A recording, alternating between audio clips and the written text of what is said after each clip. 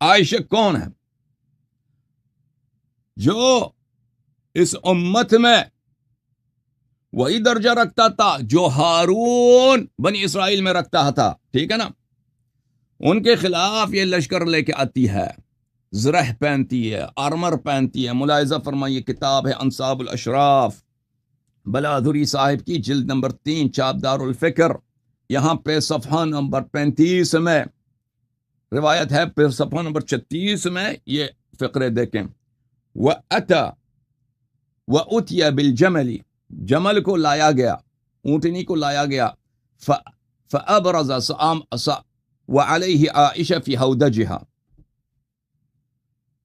اس لشکر کے سامنے آ گئی اونٹنی، اس پہ ہودج تھا، سواری تھی، سوار ہونے کی جگہ، وہاں پہ عائشہ بیٹھی تھی۔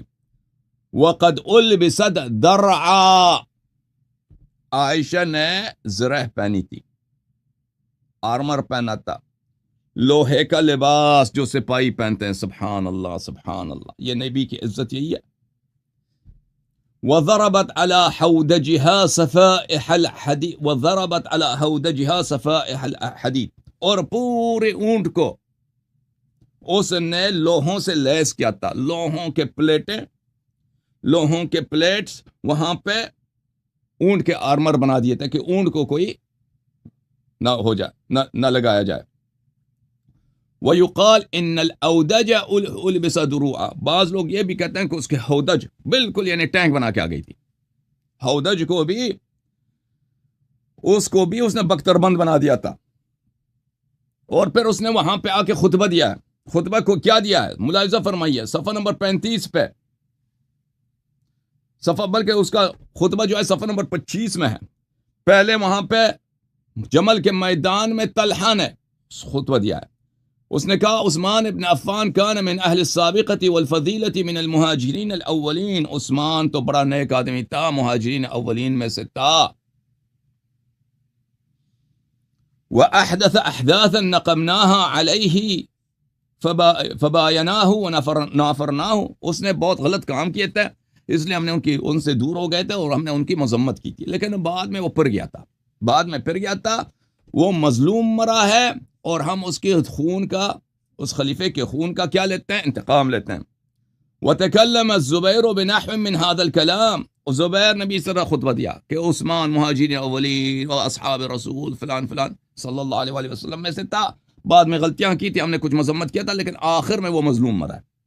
فاختلف الناس فقال قائلون، مجمع لشکر، وہ عائشہ کا اپنا لشکر اس کو دیکھ رہے ہیں، کہاں کچھ نے کہا نطق بالحق، کچھ نے کہا طلحہ زبیر نے صحیح بات کیا، دوسروں نے کہا کذبا ولہما کان اشد الناس علی عثمان وارتفعت الاصوات، دوسروں نے کہا کہ نہیں، یہی تو عثمان کے بدترین دشمن تھے، کل تو اس کے بدترین، آج کہہ رہے ہیں کہ عثمان مظلوم مرا۔ وَأُتِيَ بِعَائِشَةَ عَلَى جَمَلِهَا فِي هَوْدَجِهَا فَقَالَتْ، عائشہ آ گئی، وہ زرہ پہن کے، زرہ پر سمجھتے ہو نا، انگلش میں آرمر بولتے ہیں، عربی میں درع بولتے ہیں، لوہے کے کپڑے، لوہے پہ لیس، سر پہ لوہے کے ٹو، بالکل سپاہی بن کے، جنرل بن کے آئی ہے۔ کس کے جنگ میں جنرل بن کے آئی ہے؟ میں بتاؤں گا کس کے جنگ میں، میں بتاؤں گا کس کے جنگ میں جنرل بن کے آئی ہے۔ فقالت صح فخطبت بلسان ذلق وصوت جہوری، عائشہ کی ایک کوالٹی یہ تھی کہ اس کی آواز جو تھی نا، بالکل آواز بہت موٹی آواز تھی، اس کی آواز بہت بلند آواز تھی نا، بعض لوگ ہوتے ہیں دھیمی آواز، وہ زور سے بول بھی نہیں سکتے، عائشہ ایسے نہیں تھا، قدرتی طور پر اس کی آواز چیخ کے نکلتی تھی۔ اس نے کہا خاموش خاموش، صح خاموش، پھر اس نے روان زبان سے اور بلند آواز میں خطبہ دیا ہے۔ فاسکت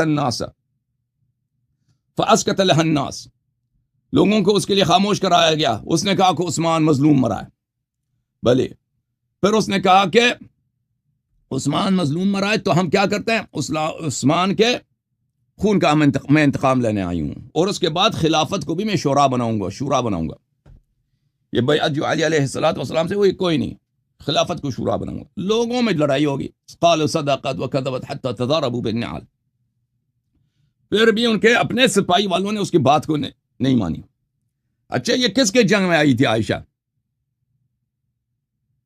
یہ زرہ پہن کر، یہ آرمر پہن کر کس کے؟ یہ اب اس دیکھو عزیزو، یہ کس طرح کی عورت ہو سکتی ہے؟ کیا صدیقہ، جنتی عورت، اس ہو امیر المؤمنین اہل بیت علیہم الصلاۃ والسلام کے جنگ میں اس کے خلاف لڑنے کے لیے آ سکتی ہے؟ ملاحظہ فرمائیے کس کے جنگ میں آئی تھی؟ صحیح البخاری، چاپدار احیاء تراث العربی، کتاب چھپی ہے سنہ 2001 میں، صفحہ نمبر 659 میں، کتاب فضائل اصحاب النبی صلی اللہ علیہ وآلہ وسلم۔ قال النبی صلی اللہ علیہ وآلہ وسلم اما ترضى ان تكون منی بمنزلۃ ہارون من موسیٰ۔ کس سے کہا؟ قال النبی صلی اللہ علیہ وآلہ وسلم لعلی، نبی صلی اللہ علیہ وآلہ وسلم نے اپنے بھائی علی علیہ السلام سے کہا کہ تو مجھ سے وہی درجہ رکھتا ہے جو ہارون موسیٰ سے رکھتا تھا۔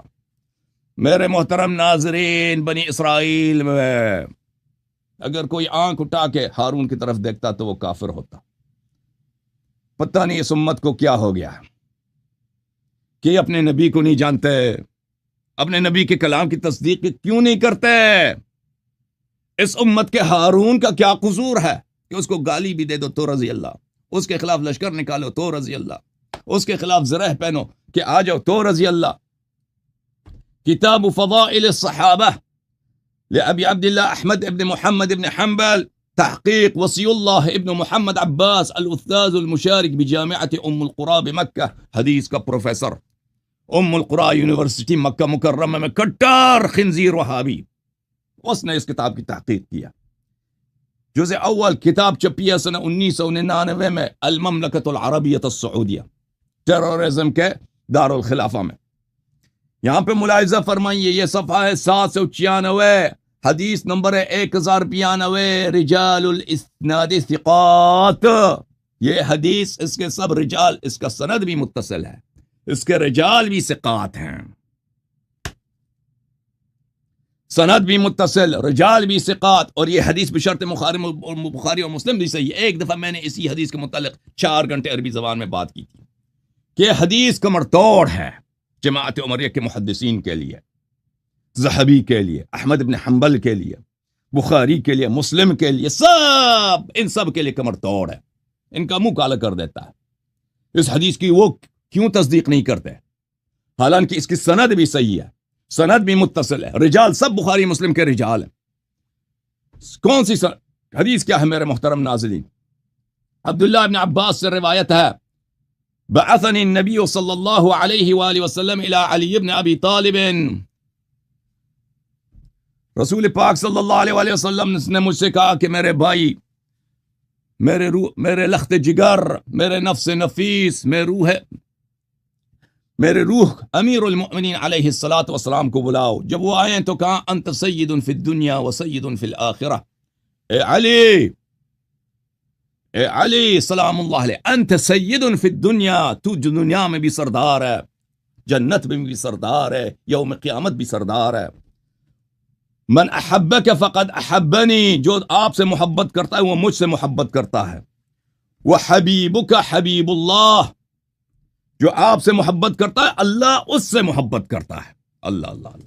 حبیبک حبیب اللہ، وعدوی وعدوک عدوی، اور تیرا دشمن میرا دشمن ہے، تیرا دشمن میرا دشمن ہے۔ وعدوی عدو اللہ، اور میرا دشمن اللہ کا دشمن ہے۔ جس نے بھی امیر المؤمنین علیہ السلام کے خلاف تلوار اٹھایا اس نے اللہ کے خلاف تلوار اٹھایا، جس نے بھی امیر المؤمنین علیہ السلام کے خلاف لشکر لے کے آئے وہ رسول صلی اللہ علیہ وسلم کے خلاف لشکر لے کے آیا۔ رسول کی طرف آنکھ اٹھا کے دیکھو تو کافر، تلوار اٹھا کے جنگ میں آ جاؤ تو کیسے نہیں کافر؟ مجھے بتاؤ۔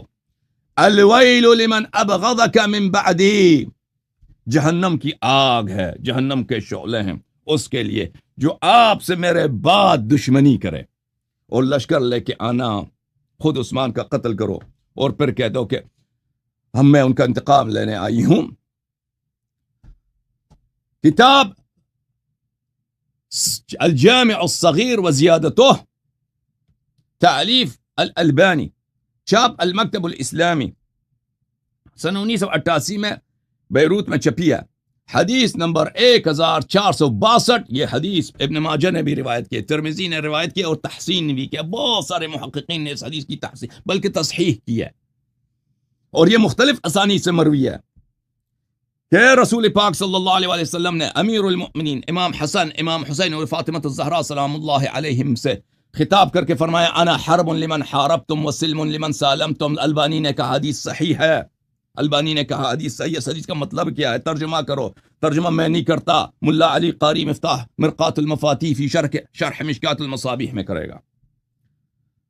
الجزء الحادی عشر، منشورات محمد علی بیضون، دار الکتب العلمیہ، کتاب چھپی ہے سنہ 2001 میں، صفحہ نمبر 308، حدیث نمبر 6154. وأن رسول الله صلى الله عليه وسلم قال لعلي وفاطمة والحسن والحسين عليهم السلام أنا حرب لمن حاربهم وسلم لمن سالمهم. رواه الترمذي. أنا حرب کا کیا مطلب ہے؟ أي محارب، أي محارب جو پنجتن پاک سے جنگ کرے، وہ مجھے رسول سے جنگ کرتا ہے. رسول سے جنگ لڑنا اللہ سے جنگ لڑنا ہے، اور اس سے بڑا کفر ہو ہی نہیں سکتا بھائی. لمن حاربهم جعل نفسه نفس الحرب مبالغة كرجل عدل. رسول پاک صلی اللہ علیہ وسلم نے فرمایا انا حرب، نہیں فرمایا انا محارب. مبالغہ کے لیے، تاکید کے لیے کہتے ہیں رجل عادل، یہ شخص عادل ہے. رجل عدل، یہ شخص عدالت ہے. جب مصدر کو ذات پر حمل کرتے ہیں، مصدر کو ذات سے نسبت دیتے ہیں، کنٹریبیوٹ کرتے ہیں. رجل عدل، عادل مصدر ہے، صفت نہیں ہے، عادل صفت ہے. یہ مرد عدالت ہے، تو اس میں بہت زیادہ مبالغت ہے. گویا کہ عدالت جو ہے مجسم ہوا ہے ایک شخص کی صورت میں. رسول پاک صلی اللہ علیہ وسلم خود، ملا علی قاری فرماتے ہیں، رسول پاک صلی اللہ علیہ وآلہ وسلم نے تاکید کے طور پر، مبالغے کے طور پر، کہ میں جنگ مجسم ہوں.